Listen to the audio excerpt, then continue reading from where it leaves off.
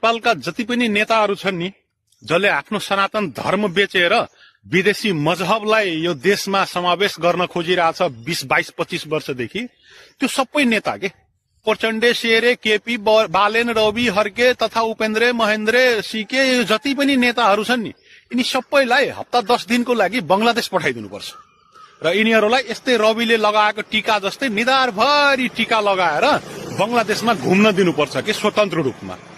बल्लै 10 दिनको बसाइपछि यदि यिनी रवि, बालेन, हर्के, केपी, शेरे, प्रचण्डे तथा मधेसवादीका उपेन्द्र, महन्थे, राजेन्द्र, सीके जति यी सबैलाई बंगलादेशमा 10-12 दिन कमसे कम राखेर जीवित यदि फिर्ता नेपाल आछन् भने यिनले भनेका उपदेश मानौँला के, यो देश सबै धर्मको हो भन्छन् नि, त्यसपछि यिनीहरू जीवित फिर्ता आएपछि है बंगलादेशबाट, त्यसपछि यिनीहरूले भनेको कुरा मानौँला। होइन भने आशंका मलाई छ यिनीहरू जीवित चाहिँ आउन्न जस्तो छ।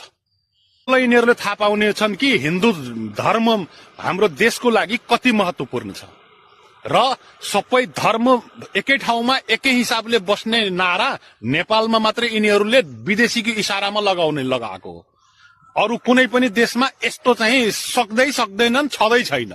हामीलाई उल्लु बनाउन यिनी सबै बारबारा फाउन्डेसन र जर्ज सोरोस अर्थात गान्धी परिवार, भारतीय गान्धी परिवारले भनेर यिनीहरूले हामी नेपालीलाई कन्फ्युज, भ्रमित पारिरहेछन्।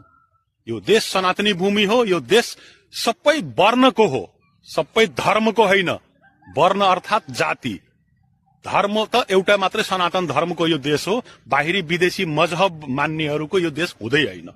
सीताराम एउटा नेपाली हुनको नाताले हाम्रो देशको सुरक्षा र हाम्रो देशको लागि सबैभन्दा राम्रो उपदेश भनेको बडा महाराज धीराज पृथ्वीनारायण शाहले दिएको उपदेश हो र तपाई हाम्रै गीता, महाभारत, रामायणले दिएको उपदेश हो।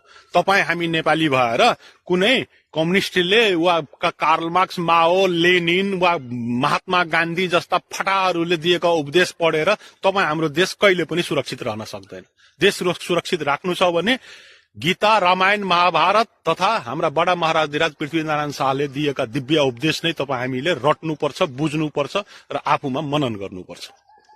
जय श्रीराम। हिन्दू राष्ट्र नेपालको जय होस्, सनातन धर्मको जय होस्।